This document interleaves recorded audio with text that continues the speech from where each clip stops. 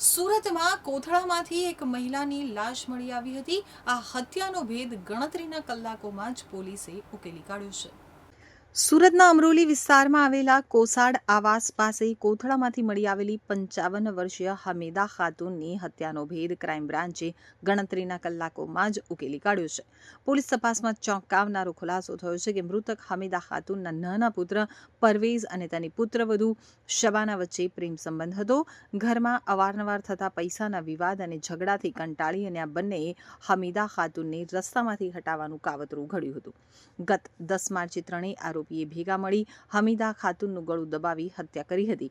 એક દિવસ લાશ ઘરમાં છુપાવી રાખ્યા બાદ તેને કોથળામાં બાંધી 11 માર્ચના બપોરે હનુમાનજીના મંદિર પાસે ફેંકી દીધી હતી। હત્યાકાંડમાં શબાનાના પિતા ફિરોઝ આલમે પણ સાથ આપ્યો હતો, જે હત્યા કર્યા બાદ વતન બિહાર ભાગી ગયો હતો। જો કે ક્રાઇમ બ્રાન્ચે બાતમી અને ટેકનિકલ સર્વેલન્સના આધારે તપાસ તેજ કરતા ઘરમાંથી લાશ બાંધવા માટે વપરાયેલી દોરી જેવી જ ચીજવસ્તુઓ મળી આવતા પરવેઝ અને શબાનાની કડક પૂછપરછ કરી હતી, જેમાં બંને ગુનાની કબૂલાત કરી હતી। ફરાર ફિરોઝ આલમને બિહાર એસટીએફની મદદથી પટના રેલવે સ્ટેશન પાસેથી ઝડપી પાડવામાં આવ્યો છે।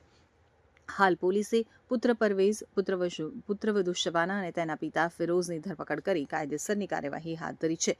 આ કેસમાં સૌથી મહત્વની કડી એ હતી કે જે કોથળામાં લાશ બાંધેલી હતી તે લાશના હાથ પગ બાંધવા માટે જે દોરી વાપરવામાં આવી હતી, બિલકુલ તેવી જ દોરી પોલીસને તપાસ દરમિયાન મૃતકના ઘરમાંથી પણ મળી આવી હતી, જેનાથી પોલીસને પાક્કી શંકા થઈ ગઈ કે હત્યારા ઘરના જ સભ્યો છે।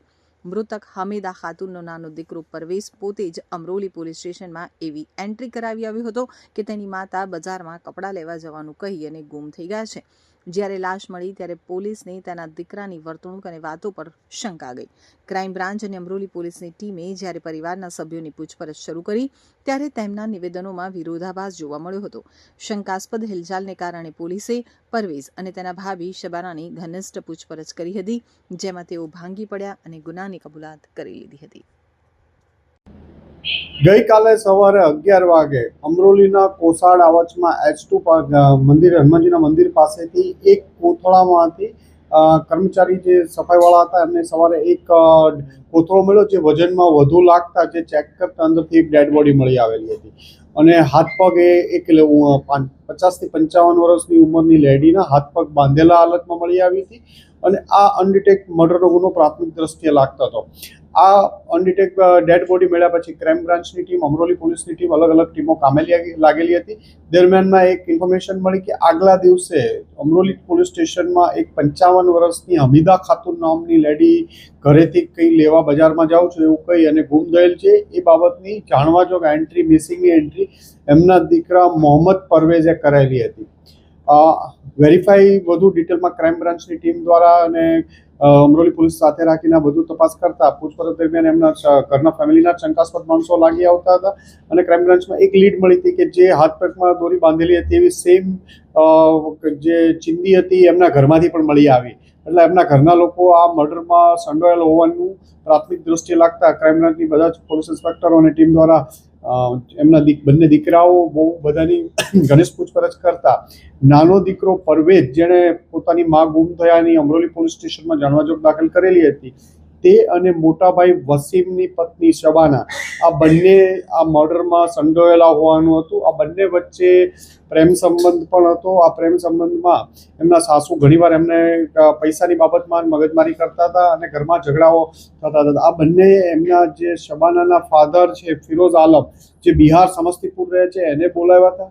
આ ત્રણેય ભેગા મળી ગળું દબાવી દીધું, હાથ પગ બાંધી અને પોટલામાં નાખી અને લાશનો નિકાલ કરવા બીજે દિવસે સવારે, આગલા દિવસે 10 તારીખે મારી એક દિવસ ઘરે રાખીને પછી બીજે એક દિવસે બપોર પછીના સમયમાં ઘરમાંથી બહાર ફેંકી અને ફિરોઝ આલમ બિહાર વાપસ જતો રહ્યો હતો। ક્રાઇમ બ્રાન્ચની ટીમે કાલે આ બંનેના ઇન્ટ્રોગેશનના કન્ફેશન પછી તરત જ એની માહિતી મેળવી અને બિહાર એસટીએફ સાથે મદદ લઈ અને એને તરત જ પટના રેલવે સ્ટેશન પાસેથી એને પણ ડિટેન કરાયો છે। ક્રાઇમ બ્રાન્ચની અને અમરોલી પોલીસની એક ટીમ બિહાર પહોંચી એની પણ કસ્ટડી હમણાં મેળવી લેશે।